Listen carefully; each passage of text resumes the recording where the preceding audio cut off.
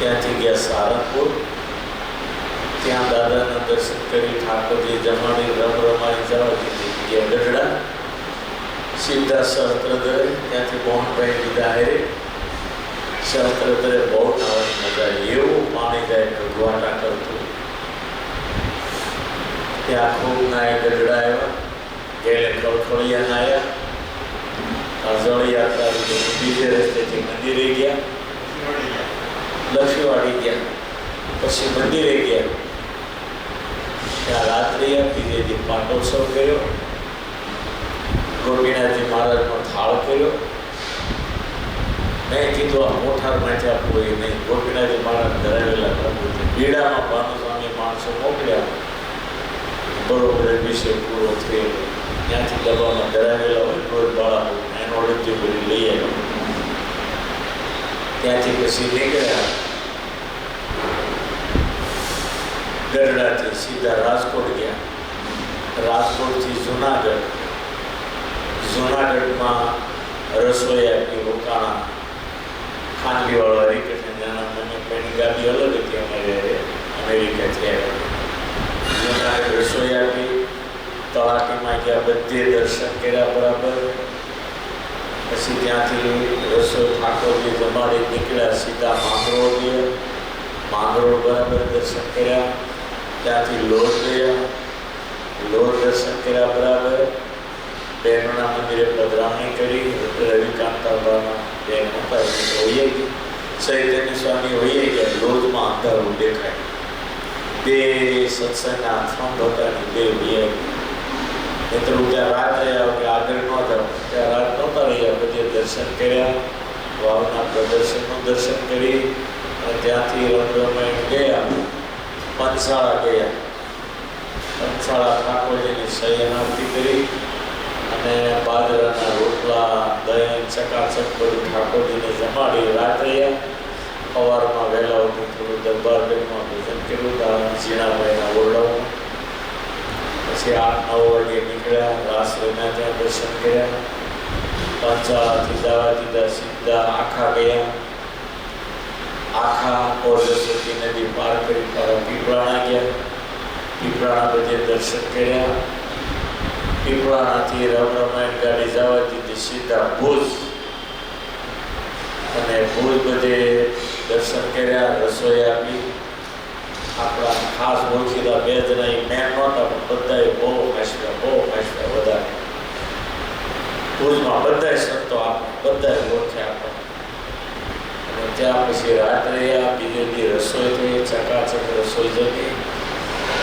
બધા ત્યાં આપણા જેટલા હરિભક્તો હતા 20 જેટલા ભુજમાં 8-8 ઘરે બધાને જમવા બોલાવી લીધા હતા. 20 ઘણા રસોઈમાં જમાડ્યા, બધે ફર્યા, દર્શન કર્યા. પછી આ ભુજથી આ ગોટી હોય છે, ભુજની ગોટી નથી આપી, તમને લોજની ગોટી આપીશ. ભુજની ગોટી પછી આપીશ કાલે. પછી ભુજથી પછી ગયા અને ક્યાં ભુજથી ભચાઉ ગયા. ભચાઉ આપણા સમનભાઈ હરિભગત છે, એને કથાના યજમાન કર્યા. 3-4 જણા છે, 3-4 પધરામણી કરી અને ત્યાંથી પછી ભચાઉથી ગયા મોરબી. મોરબી આખો દિવસ ગયો ફેક્ટરીઓમાં જોતા.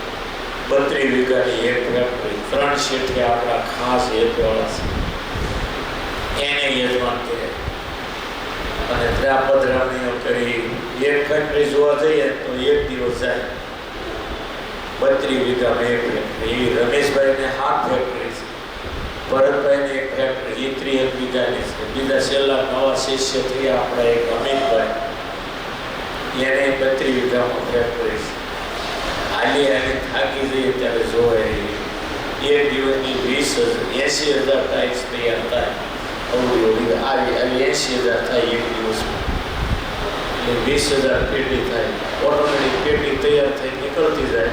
4 ટાઈપ્સની એક પેટી હોય. મેં કીધું મુહૂર્ત કરવાનું તમારે મારા સંતભવનમાં જોઈશ. ત્યાંથી તમને મારો સેલ્સમેન હોય ને એનો એજન્ટ તમારે જેવી જોઈએ ત્યાંથી લઈ આવો, ત્યાંથી લઈ આવીશું આપણે. મોરબીમાં પધરામણીઓ કરી, ફેક્ટરીઓમાં ફર્યા, સત્સંગે બહુ કર્યો. છેલ્લે એક ઓફિસમાં બધાને ભેગા કરી અને મોરબીથી પછી ગયા મૂળી. મોડી રાત્રે બીજે દી મંગળા શણગાર કરી દર્શન કર્યા, નાસ્તા પાણી કરી અને બધે દર્શન કરી 9 વાગે ત્યાંથી નીકળ્યા. અમદાવાદ ગયા. અમદાવાદમાં એક ચંદ્રકાંતભાઈ કરીને આપણા શિષ્ય બહુ મોટા 4 ભાઈઓને વીઘામાં નીકળમાં બંગલાઓ છે અને આવા મોટો મોટા છે એવું કે હોમ થિયેટર છે એવા મોટા મોટા પડદા 2 બંગલા મોટા છે. અને એને દવાની હોસ્પિટલ એક કરી હતી ને બીજું દવાખાનું મોટું કર્યું. હોસ્પિટલને 15 વર્ષ પહેલાં મેં ઉદ્ઘાટન કર્યું. કાલે પાછું પર દિવસે દવાખાનાનું ઉદ્ઘાટન કર્યું. દીકરા ડૉક્ટર છે. વાપીમાં જયંતિભાઈ આપણા શિષ્ય છે. એ વખતે નવડી દીકરી હતી કંઈક 2-3 વર્ષની દૂરથી પગે લગાડતા મને. એ મોટી થઈને એને અમદાવાદ પરણાવીને એના દીકરા તે નવડાવડા છે. એને મને જયંતિભાઈ આ ચંદ્રકાંતભાઈની ઓળખાણ કરાવેલી. આપણા ખાસ શિષ્ય અમદાવાદમાં એને ત્યાં ઉતરવાનું જ્યારે આમ જવાનું હોય પ્લેનમાં ત્યારે એ મૂકવા આવે દર વખતે એમ ત્યાં રાત્રે આખો ડાયરો મૂકી ગયો આવે. બહુ હરખું છે, બહુ બધી વાત 20-20 માળની બિલ્ડિંગો બનાવે છે. કોન્ટ્રાક્ટર બિલ્ડર છે મોટો. એ રીતે રાત્રે બીજે દી દવાખાનાનું ઉદ્ઘાટન કર્યું. ત્યાં બધા બહુ હરિભક્તો ઘણા એવા હતા એના સગા સંબંધીઓ. અને એ પહેલાં મેં અમદાવાદ મંદિરે ગયા હતા સીધા. ત્યાં બરોબર બ્રહ્મચારી નિવાસમાં ઠાકોરજી જમાડ્યા. આ બ્રહ્મચારી કીધું આજે કે દેવસ્વામી વર્તારવાળાની બધા મોટા મોટા સંતો પત્રિકા આપવા કેટલી વાગે ખાડા થાય એટલે ઠાકોરજી જમાડે. પછી આપણા વાસુદેવ સ્વામી ત્યાં હતા એને મકાને જઈ ઉતાર અને આ 2:30 વાગ્યાને કડાકા ભડાકા સાથે જે વરસાદ ઉતરી પડ્યો વાત પૂછો નહીં.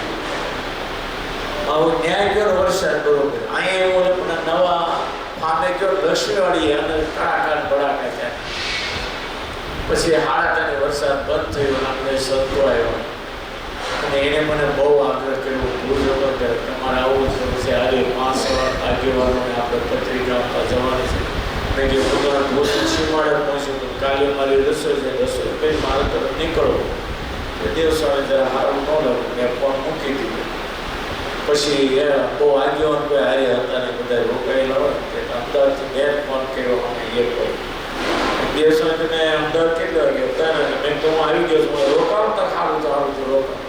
ત્યાં 3 આગેવાન કોઈ હતું જ નહીં. મને આગેવાન કરી ભેળવી દીધો અને બેન્ડ વાળા ધબધબાની ગોળાકારના પડદા પડદે વગાડ્યા અને શણગાર બધા દેવના આપ્યા. પત્રિકાઓ અર્પણ કરી અને વીડિયા ઉતાર્યા અને આમંત્રણ આપ્યું. ત્યાંના સાધુ દેવીઓ બોલ્યા તમારા મહારાજથી કહેશે કરશું આપણું સુર થઈ ગયું.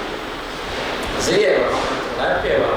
પછી તો ભગવાનની ઈચ્છા છે કદાચ મહારાજથી કહેશે તો કારણ કે એ લોકોએ આપણને કોઈને બોલાવ્યા હતા.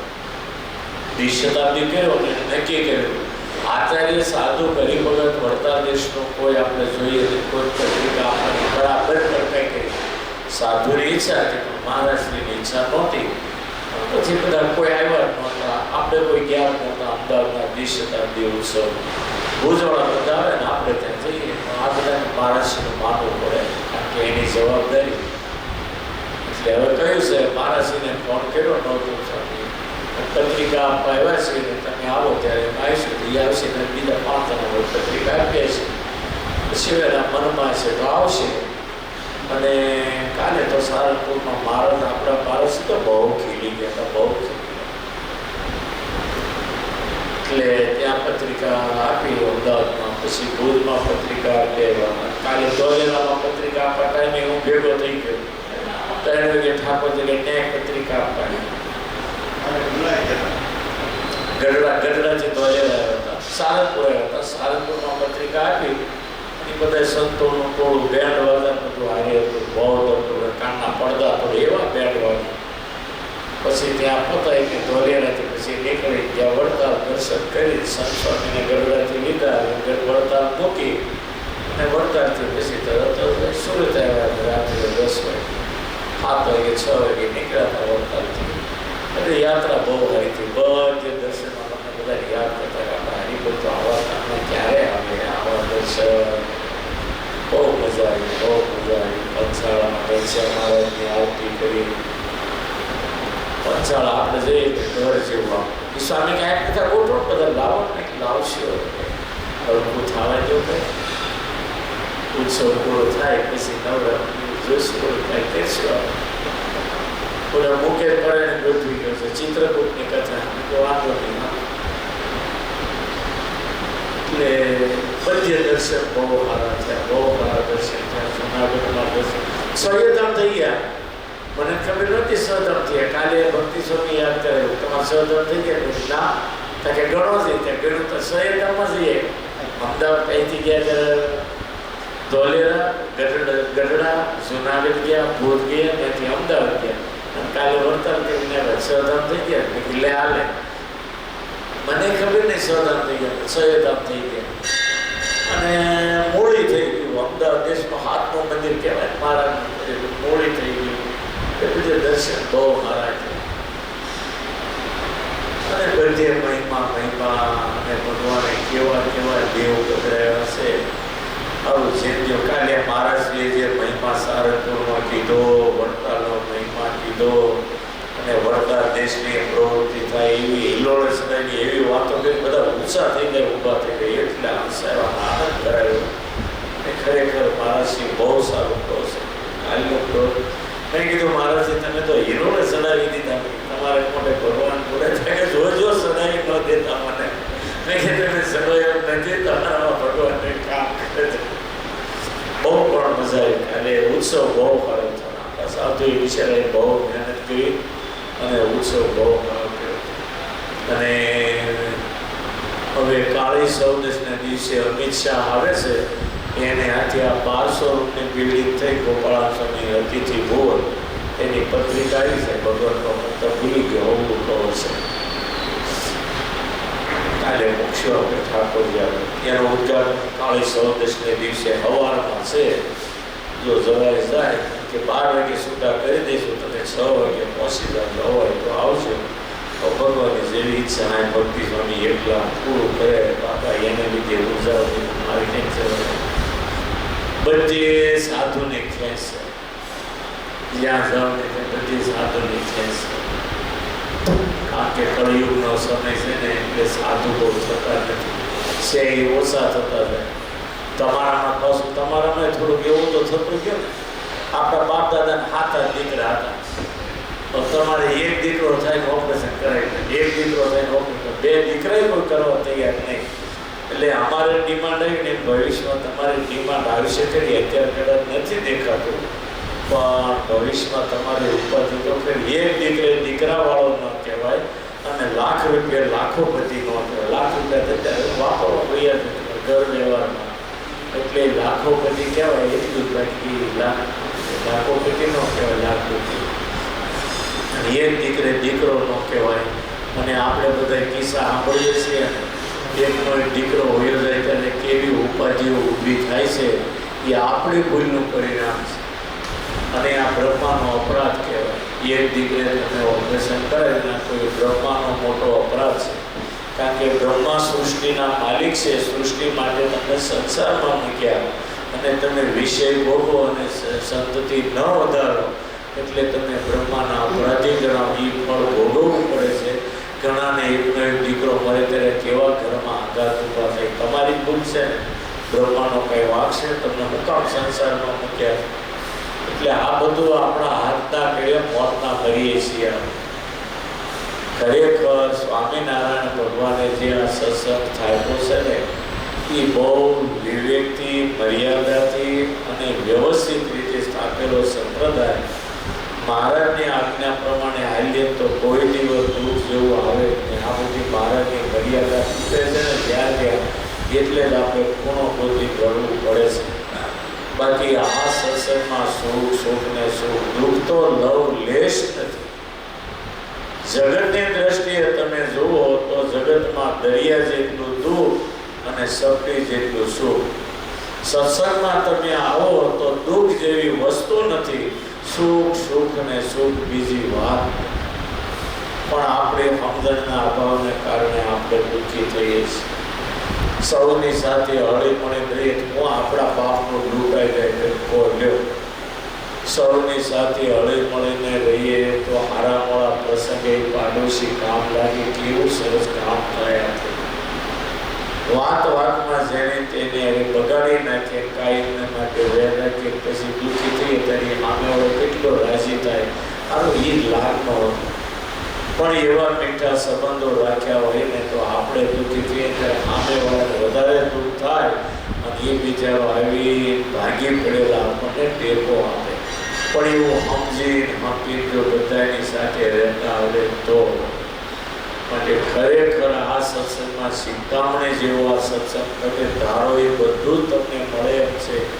પણ ઘરની અંદર, પરિવારની અંદર અને સત્સંગમાં જેટલો હક હોય એટલી મજા છે. અને તમે મર્યાદામાં રહીને જીવન જીવો ને એટલે ભગવાન ઓટોમેટિક તમારી ચિંતા કરે, તમારા કામ કરે અને તમારે ગોદરું ઓઢી ભૂઈ જવા. અર્જુને બધું ભગવાન ઉપર છોડ્યું હતું તો એને કાંઈ ચિંતા હતી. ભારતીય લડાઈ હાલતી હતી, કેટલા સમય સુધી હાલી, પણ અર્જુન મરે નહીં એટલે દુર્યોધને ભીષ્મને એવો ટણો માર્યો કે દાદા તમે દગો તો કરો છો અમારા પક્ષમાં રહી, કારણ કે તમે યુદ્ધ કરો છો પણ ખરેખર જન્મ સરતું નથી તમને, એટલે તમે ખાનગીમાં પાંડવોના પક્ષમાં હો એવું લાગે. કેમ આવું બોલે છે? તાકે તમારી અમને અર્જુન ટક્કર ન લે છે કે આજે 10-10 દિવસ વયા જાય છતાંય અર્જુનને કાંઈ ન થાય. એટલે બાકી પહેલે દિવસે તમારી અમે અર્જુન ટક્કર લઈ શકે નહીં. અર્જુન જાય એટલે પાંડવ પક્ષ હારેલો જ છે. માટે તમારા પેટમાં પાપ છે, તમે કાંઈક દગો કરો છો, અમારા પક્ષમાં રહી અને ખાનગીમાં તમે એ ખેંચો છો અર્જુનનું એવું લાગે છે. અને એ વખતે ભીષ્મ દાદાએ કીધું એને કે વાંધો નહીં, આજ રાત્રે તું ભાનુમતીને મોકલજે, હું આશીર્વાદ આપી દઉં એટલે તું અમર થઈ ગયો, તારી જીત થઈ જાય, જા. દુર્યોધન કે વાંધો નહીં. ભીષ્મ દાદાએ કહ્યું તારી ભાનુમતીને હું અખંડ સૌભાગ્યવતી વરદાન આપી દઉં એટલે તારો વિજય, જા, પાંડવો હારી જાય. દુર્યોધન કે એ જોતો સકાય.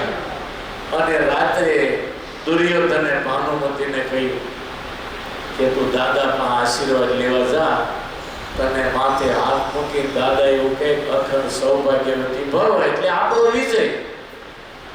પણ દુર્યોધને ભાનુમતીને કહ્યું ત્યારે ભાનુમતી કે મારે થોડું કામ છે, આજે નહીં કાલે જઈને આશીર્વાદ લેવો. અને કૃષ્ણે દ્રૌપદીને તૈયાર કર્યો. ભગવાન કે બેન અત્યારે તારે આશીર્વાદ લેવા જવા જેવું છે. અને એને તૈયાર કરી ને ભગવાન કે મારે હારે આવવું પડશે. એટલે એક નોકર ના ફાટલી પોતળી હોય ને એવી પોતળી પહેરેલી, એક હાથમાં લાકડી અને એક હાથમાં ફાનસ, અને ભગવાન નોકર બની અને દ્રૌપદીની હારે કે જાવ કે છે.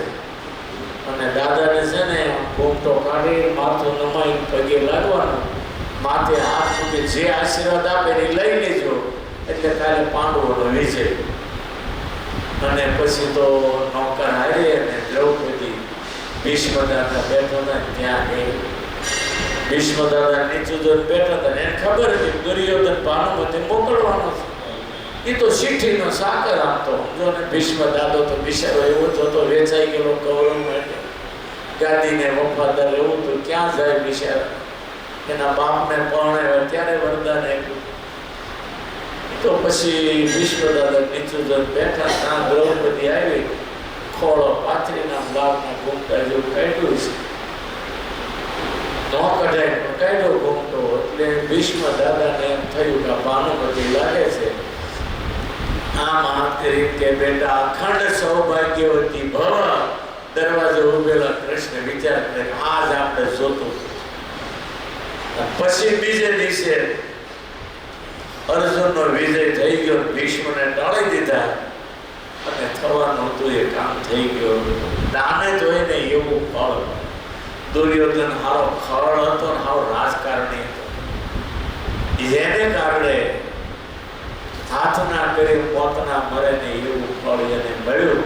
ભાનુમતી જો ગયો હોત ને તો દુર્યોધનનો વિજય થાત અને અર્જુનનો પરાભવ થાત. તો બન્યું એવું કે એને દાનત ખરાબ હતી ને એટલે એ રહી ગઈ ભાનુમતી, અને દ્રૌપદીને અખંડ સૌભાગ્યનો આશીર્વાદ મળ્યો.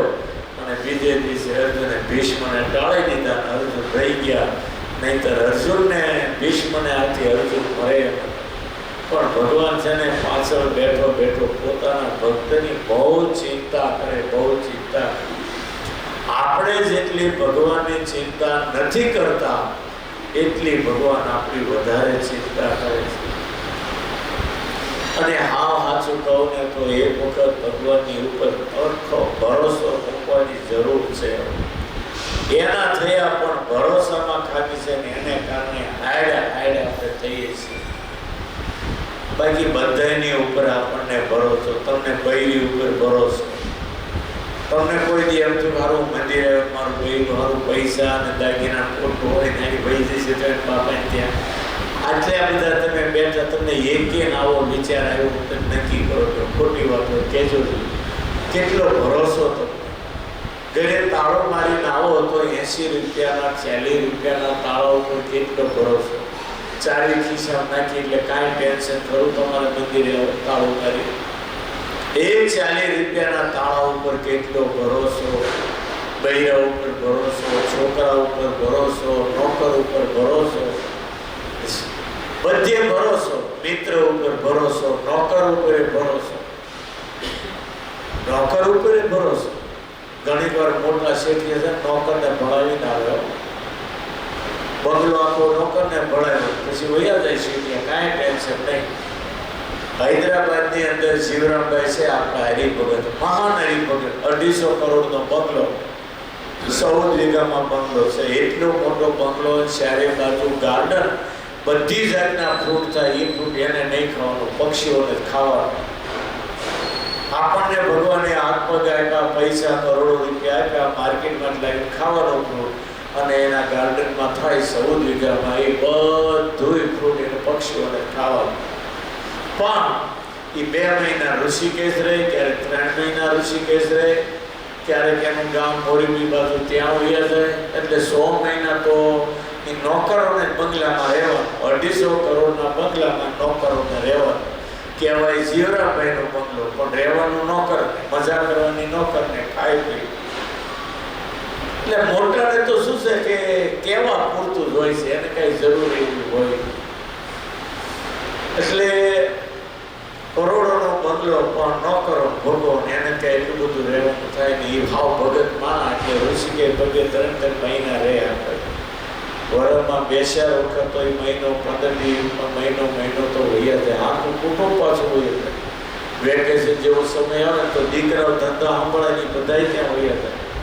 અને માણસો એવા ગોઠવેલા એટલે કાંઈ જોવું ન પડે. નામ એનું પટેલ કંપની, મુંબઈથી જરાક જ નાનું છે હૈદરાબાદ. આખા હૈદરાબાદમાં પટેલ કંપની કહો એટલે બધા ધીરે ધીરે ઓળખે. એટલે આ બધું એવું છે. આપણું બધું કાંઈ છે નહીં. કરોડોના બંગલામાં બીજાને રહેવાનું હોય, કાંઈ ન હોય. અને આપણે એક દીકરા હોય એટલે એ મોટી ઉપાધિ પાસે. એક દીકરો હોય કે મારે અમેરિકા ભણવા જવું, મારે ઓસ્ટ્રેલિયા ભણવા જવું છે. એટલે જોવાના નરેન્દ્રભાઈ એક જ છે ને, એ ઓસ્ટ્રેલિયા વયો ગયો. હું તો હતી 2 જણા અહીંયા રહ્યા.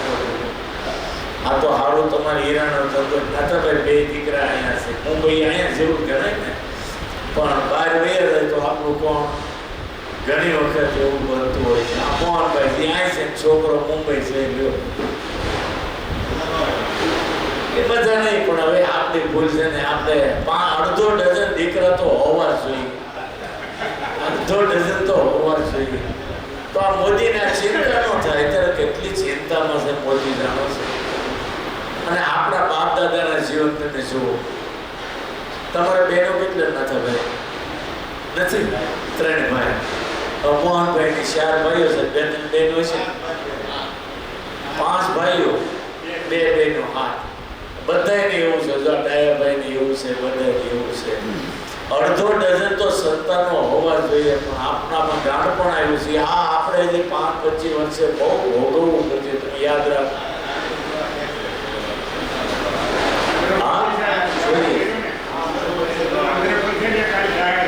આપણે બધા કહે ને એને તમે 2 છોકરા છે, કાંઈ એક જ છે, કઠણાઈ છે. આ બધા જે કહે છે ને એ ભૂલ્યો કરે છે, એટલે તો ઉપાધી છે મોદીને.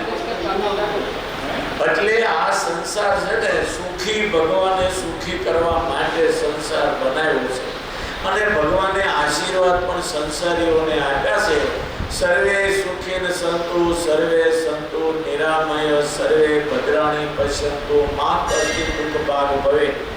ઉપનિષદની અંદર ભગવાને પોતાની સૃષ્ટિના જીવ પ્રાણી માત્રને આશીર્વાદ આપ્યા કે બધા સુખી થવા જોઈએ. સર્વે સુખી, સર્વે સંતુ નિરામય, બધાનું આરોગ્ય સારું રહેવું જોઈએ.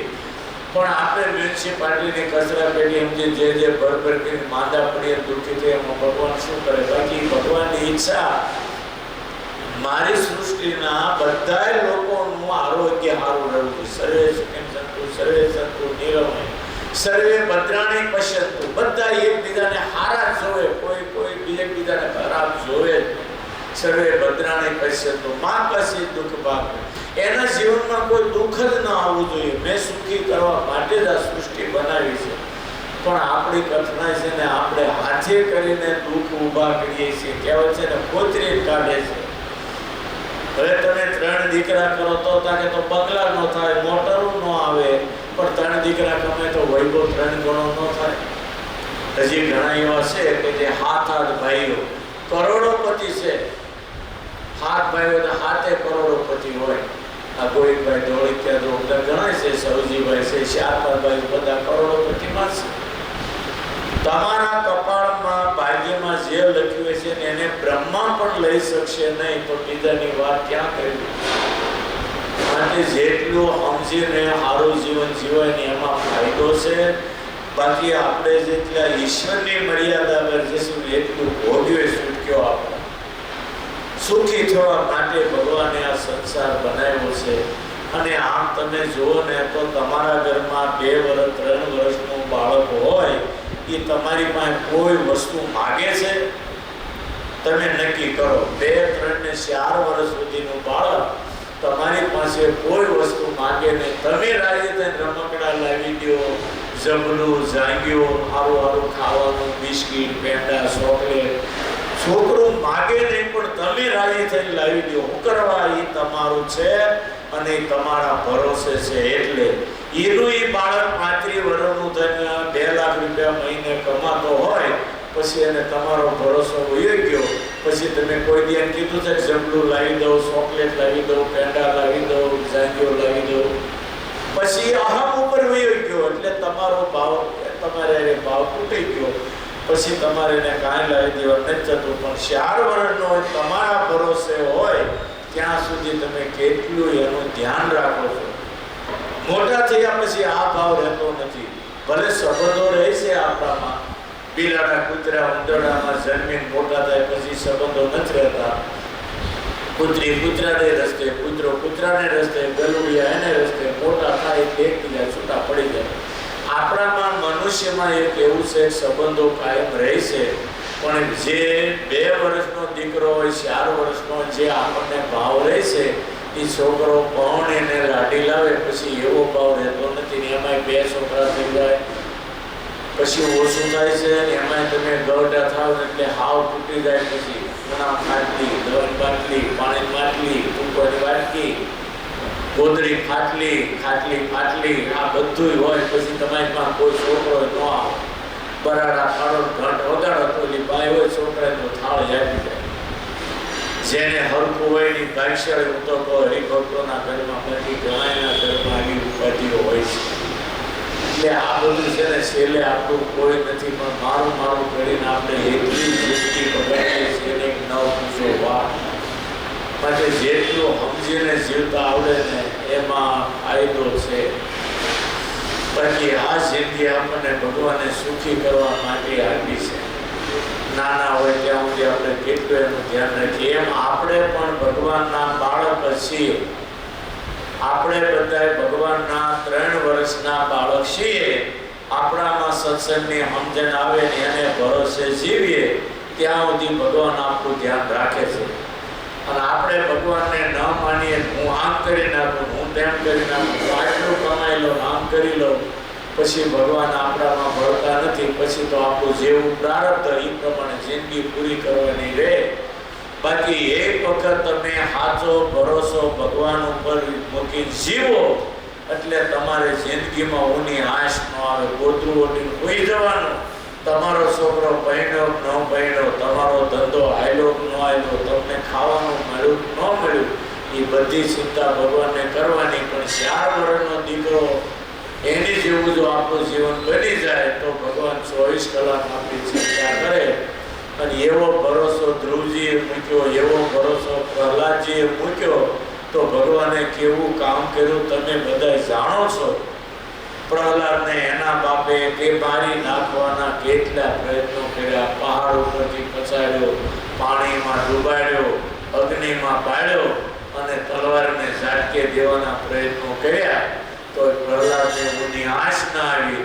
અને એના બાપને થાંભલામાંથી નહીં સિંહ નહીં માણસ, થાંભલો ફાટ્યો, એમાંથી ભગવાને નીકળી અને શીવડાને ફાડી નાખે, હિરણ્યકશિપુને ફાડી નાખ્યો અને પ્રહલાદની રક્ષા કરી. આપણે બધા જાણીએ છીએ ભગવાન ઉપર એને ભરોસો મૂક્યો તો એને કેટલો ભરોસો તો એ તો વિચાર કરો.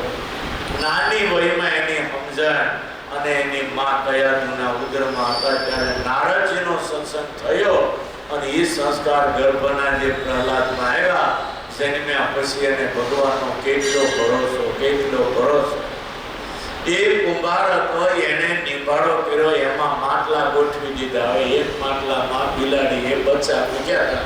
બચ્ચા હાવ નાના નાના હતા. એ માટલું નિભાડામાં વચ્ચે મુકાઈ અને નિભાડો હળગાયો અને બિલાડી આમ કરે અને કોકે કહ્યું કે એ માટલામાં તો બિલાડીના બચ્ચા હતા. અને એ વખતે કોકે કહ્યું કે ભગવાનને સંભાળો, ભગવાન બચાવે. તો પ્રહલાદ મંડી પડ્યો, નારાયણ નારાયણ નારાયણ કરવા માંડ્યા. બિચારા બચ્ચા મરી જશે, બચ્ચા મરી જશે. નિભાડો આખો કાઢ્યો તો પ્રહલાદની ધૂળના કારણે એ વચ્ચેના માટલું ધગધગતામાંથી બિલાડા કૂદી કૂદી બચ્ચા બધા બહાર નીકળ્યા. માંજારીના બચ્ચાને ભગવાને બચાવી લીધા. અને ત્યારથી પ્રહલાદને ભરોસો થઈ ગયો ભગવાન સિવાય દુનિયા બધું ખોટું છે. આપણે માનીએ છીએ દુનિયા ખોટી, પણ લોહીમાં ઉતરતું નથી ત્યાં સુધી કામનો. અને એ પ્રહલાદને પછી ભરોસો થઈ ગયો અને એના બાપે આકાશ પાતાળ એક કર્યા નારાયણનું નામ મુકાવવા. તેથી પ્રહલાદે કહ્યું, બાપુજી તમે કોઈ વાત હાચી, પણ આ નારાયણનું નામ મૂકવા જેવું નથી. આ કે આપણો દુશ્મન. પ્રહલાદજી બોલે, પિતાજી તમે નારાયણને દુશ્મન માનો, પણ નારાયણ કોઈને દુશ્મન માનતા નથી. બાપુજી આ નામ લીધા જેવું છે. પડે પડે સેકન્ડે સેકન્ડે જળે વિષ્ણુ સળે વિષ્ણુ સર્વ પર્વત મસ્તકે સર્વત્ર વ્યાપેલો નારાયણ એ મૂકવા જેવો નથી. પછી તો એને દૈત્ય ગુરુને બોલાવી કીધું, આની પાસે દૈવી વિદ્યા કાઢી નાખો, આસુરી બનાવો. આ મારી ગાદીને વારસદાર છે. એને ભણવા મૂક્યા કે આસુરી વિદ્યા ભણાવો. પણ આસુરી વિદ્યા માસ્તર લખી આપે સંડામર્ક. એટલે પ્રહલાદજીએ પૂછી નારાયણનું નામ લખી મારે ભૂટવા બોલતા જાય, ભૂટાતું જાય. આમ કરતા કરતા આસુરી વિદ્યા ભૂલીને દૈવી વિદ્યા શીખે. ત્યાં હિરણ્યકશિપુ આવ્યો. સંડામર્કને કહે છે હું ભણ્યો. તો હાલો આવ્યા મહેલમાં.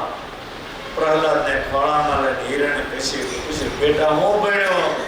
શ્રવણમ કીર્તનમ વિષ્ણુ સ્મરણમ પાદ સેવનમ અર્ચનમ વંદનમ દાસ્યમ સખ્યમ આત્મ નિવેદનમ. આ 9 પ્રકારની ભગવાનની ભક્તિ હું ભણ્યો છું અને નારાયણનું નામ જપું છું. એ જ કરવા જેવું છે. હિરણ્યકશિપુ ખોળામાં પ્રહલાદને લઈ માથે હાથ કરીને સમજાવે, બેટા એ નારાયણનું નામ ન લેવાય, એ આપણો દુશ્મન છે. પ્રહલાદજી બોલે, પિતાજી તમે દુશ્મન માનો, પણ એ કોઈને દુશ્મન માનતા નથી. અને આમ ચર્ચા થઈ ત્યારે પ્રહલાદ બોલે, બાપુજી એક વાત કહું. કાલી કાલી ભાષા બોલે, બાપને વાલો પિતાજી ગામમાં કોઈ હાથ માળની હવેલી કરે ને હાથને માળે રહેતો મચ્છરનો ઉપદ્રવ પજવે તો હવેલીનો ત્યાગ કરાય કે મચ્છરને દૂર કરાય? દૈત્ય બોલે બેટા એ તો હવેલીનો થોડો ત્યાગ કરાય, મચ્છરને દૂર કરાય.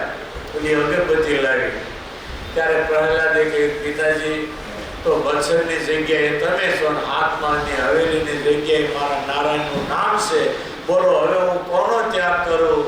એને મચ્છરની ઉપમા આપી, ભગવાનને હાથમાળની હવેલીની ઉપમા આપી અને એને ખોળામાંથી કર્યો ઘા અને ખીજવાય કે આ કુલ ઘાતક મારા કુળમાં ક્યાંથી જન્મ્યો? અનુસરોને બોલાવીને કે આને હાથીના પગ નીચે કચડીને મારી નાખો, હાથીના પગ નીચે કચડવાયો. નારાયણ નારાયણ કરે, કાંઈ ન થયું. પહાડ ઉપરથી પછાડે, કાંઈ ન થયું.